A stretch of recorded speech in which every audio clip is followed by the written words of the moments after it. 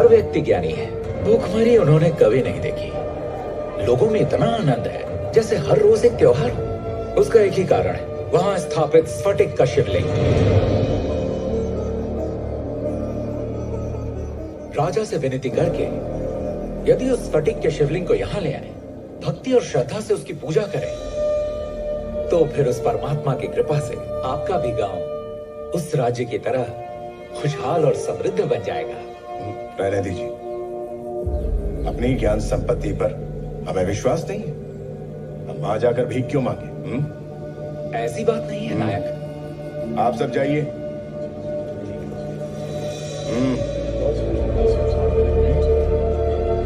जी, ये कैसा रोग है? कुछ बताइए। हमारे गांव पर ढूंढना होगा। माँ, बाहर पिताजी ने ऐसा क्यों कहा? गांव वालों की आशा निराशा में बदल गई। अगर हम उस बंजारे की बात मान लेते तो पूरे गांव का भला हो जाता। क्या भला है क्या बुरा है ये तेरे पिताजी अच्छे से जानते हैं। तू इन बातों का अधिक विचार मत कर। कैसे ना करूं माँ, जबकि वो बंजारा हमारे गांव वालों के भले के। इस विषय में ज्यादा विचार मत कर। बोल रही हूँ ना।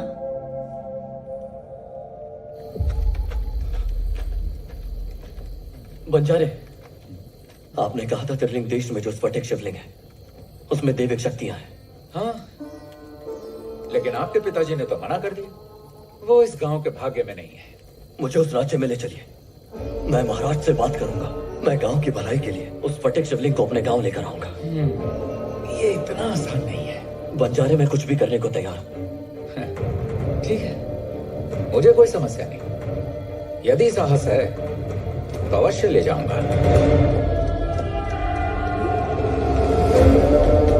देखो, ये है त्रिलिंग साम्राज्य। अद्भुत है।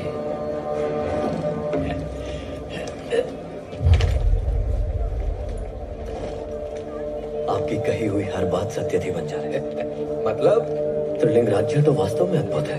पर्शिया के बादशाह हो या फिर रोम के सिपाही, सिर्फ एक ही राज्य को अपनी मुट्ठी में नहीं कर पाए। वृषभ महाराज के इस त्रिलिंग राज्य को इतने शक्तिशाली हैं ये। ओह, लगता है आपका खुद का राज्य है। ये इसका उसका मेरा तेरा राज्य नहीं है, ये प्रजा का राज्य है। इस राज्य के वैभव का स्रोत वो स्फटिक शिवलिंग है। अगर वो चंद दिन के लिए भी हमारे गांव में आ जाए, हर समस्या का हल हो जाएगा। जो तुम सोच रहे हो ये इतना आसान नहीं है। तुमने कहा था यहाँ आना है, मैं लेके आ गया। शुद्ध देसी घी के लड्डू, इससे अच्छी मिठाई और क्या हो सकती है?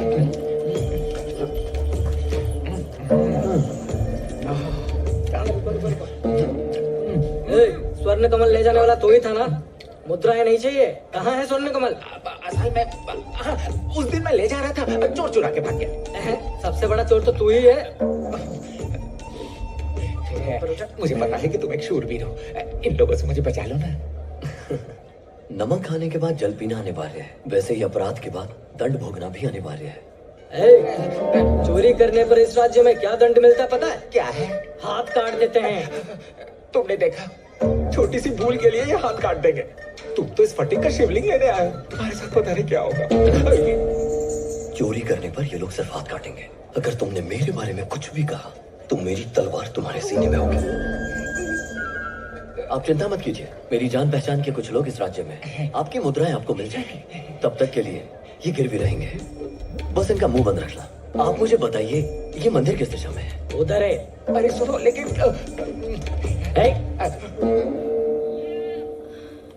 सुनते हैं, मुझे कल रात से हाईग्रीव कहीं दिखाई नहीं दे रहा।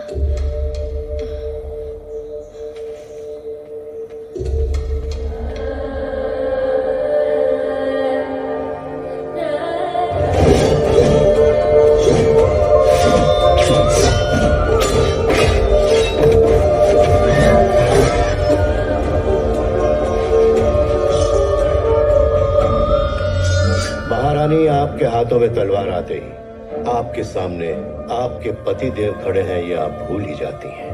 कोई अपना हो या कोई शत्रु, राजा और राज्य से बढ़कर कुछ भी नहीं होता महाराज।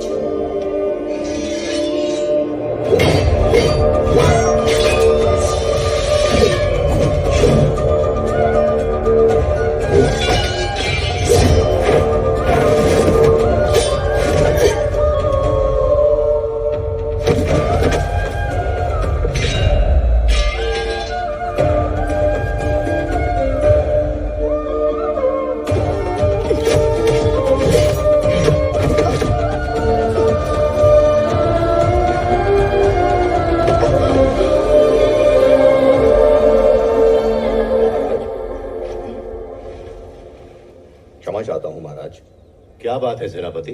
इस समय आप यहाँ? सब ठीक तो है ना? एक युवक स्फटिक शिवलिंग चुराने का प्रयत्न कर रहा था महाराज।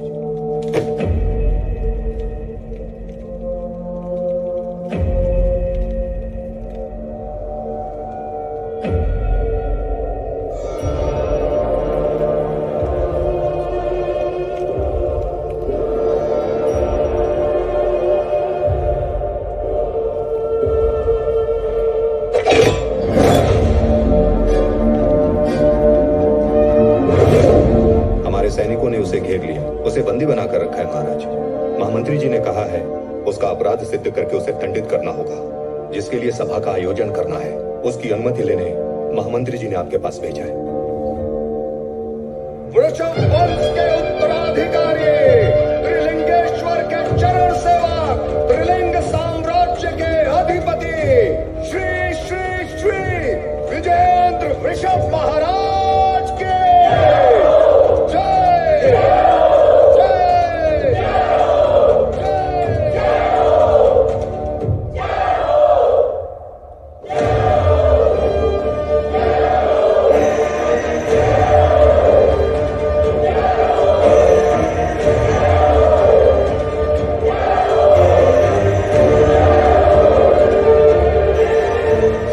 उपस्थित सभी को मेरा प्रणाम।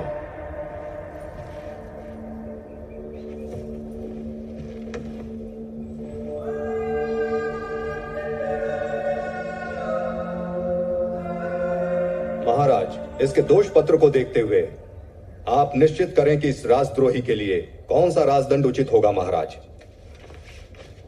ईश्वर निंदा, विश्वासघात, राजद्रोह, मंदिर में अपराध, चोरी का प्रयास और हिंसा। बड़े से बड़ा शत्रु हो या बुरे से बुरा अपराधी, कोई दुष्ट भी ऐसे अपराध करने से पहले संकोच करता, पर तूने इस नीच अपराध से पहले एक बार भी नहीं सोचा। महाराज, ये सब झूठ है। न बातों में संकोच, न आंखों में कोई भय और ना ही जीने की आशा। वृषभ साम्राज्य के गौरव हमारे इस पवित्र शिवलिंग को चुराने का साहस एक पर प्रांतीय ने आखिर कैसे किया? विजेंद्र वृषभ, सुना है आप धर्म के सच्चे मित्र हैं। अगर ये बात सच है तो मुझे भय किस चीज का? धर्म ही मेरा सच्चा बल है। इतना अहंकार उचित नहीं है। बंद करो अपना मुंह। महाराज को नाम से बुलाने का किसी में साहस नहीं।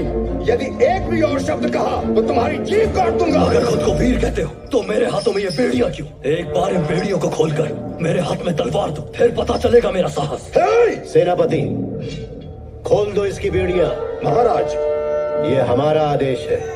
जो आज्ञा महाराज।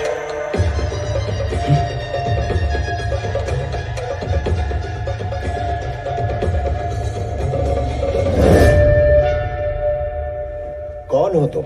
हमारे स्फटिक शिवलिंग की खबर तुम्हें किसने दी? महाराज, मेरा नाम हायग्रीव है। गिरी महाबल का पुत्र हूं मैं। आपके राज्य से कुछ मील दूर महाराज मंदार पर्वत है, जहां से मनस्वनी नदी बहती है, और उस नदी के तट पर बसा है मेरा गांव पंचशीला। हमारे गांव की सुख समृद्धि को अचानक से एक महामारी ने जकड़ लिया है।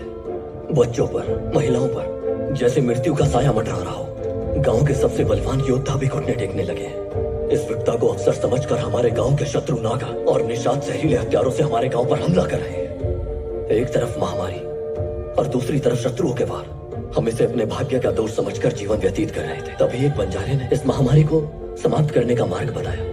त्रिलिंग राज्य में जिस स्फटिक शिवलिंग की पूजा होती है, अगर उसे अपने गांव के मंदिर में बसाकर हमने पूजा की तो इस महामारी की पीड़ा से महाराज हम मुक्त हो जाएंगे। नागा जैसे शत्रुओं से लड़ने की शक्ति होगी, युवाओं का बल फिर से लौट आएगा। इस अकाल मृत्यु का यही निवारण है महाराज। हमारी प्रजा की आंखों से आंसू, उनके हृदय से इस भय को मिटाने के लिए स्फटिक शिवलिंग को ले जाना एक मात्र उपाय था। सिर्फ इसी कारणवश महाराज मुझे त्रिलिंग राज्य आना पड़ा। महाराज, आप मुझे स्फटिक शिवलिंग दे दीजिए, उसे मैं अपने गांव ले जाऊंगा। 3 दिन उसकी पूजा होगी, उसके बाद मैं उसे वापस लौटा दूंगा। अगर आपको विश्वास नहीं है तो आप अपने सैनिकों को मेरे साथ भेज सकते हैं। कई लोगों ने, साधुओं ने, नौजवानों ने, मुगलों ने त्रिलिंग राज्य से स्फटिक शिवलिंग ले जाने के कई बार प्रयत्न किए, लेकिन वृषभ वंश के राजाओं के हाथों उन्होंने अपनी जान गंवाई। श्री राम ने स्फटिक शिवलिंग को यहाँ ऐसे स्थापित किया है कि उसे विस्थापित करना बिल्कुल असंभव है। स्फटिक शिवलिंग को मंदिर के गर्भ स्थान से बाहर ले जाना असंभव। बेटा, तेरी बातों को सुनकर ऐसा लग रहा है कि उसमें 100% सच्चाई है। तेरी प्रजा की रक्षा के लिए मैं अपने सैनिकों को तेरे गांव की निगरानी के लिए भेज सकता हूं। इस ऋषभ सिंहासन पर विराजमान होकर मैं तुझे वचन देता हूं, तेरे गांव के लोगों की रक्षा करने का उत्तरदायित्व मेरा होगा। लेकिन अब बहुत देर हो चुकी है महाराज। शवों की संख्या जीवित लोगों पर हावी है। महाराज, सबकी जान खतरे में है।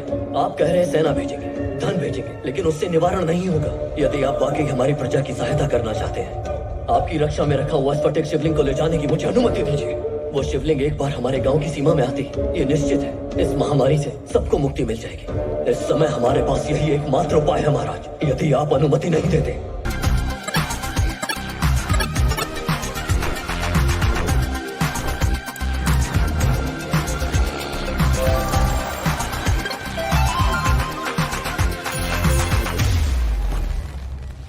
For a bet, 7 years of trust.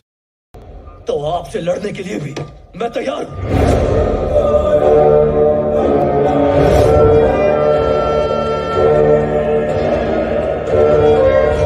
महामंत्री, जल्द से जल्द पंचशीला गांव में वैद्य महाराज को भेजिए। मेरी ही सभा में मुझसे युद्ध करने की चुनौती देने का साहस किया है इस हैग्रीव ने। इस युद्ध के लिए इसे कवच दिया जाए। महामंत्री, जैसी आपकी इच्छा। इस योद्धा के प्रत्येक प्रश्न का उत्तर मेरी तलवार अब युद्ध भूमि पर देगी। ऋषभ महाराज को चुनौती देकर उनसे जीत पाना आसान नहीं बल्कि असंभव है। इस बात का इसे ज्ञान होना चाहिए और इस चुनौती की तैयारी की जाए। सिर्फ तुम्हारी बातों में ही नहीं पर तलवार में भी तेजी है, इस बात का प्रमाण दो।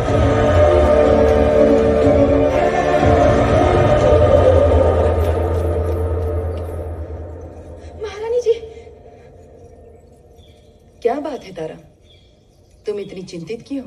वो चोर जो स्फटिक के शिवलिंग को चुराने आया था, उसने हमारे महाराज को संग्राम के लिए चुनौती दी है। महाराज के विरुद्ध संग्राम?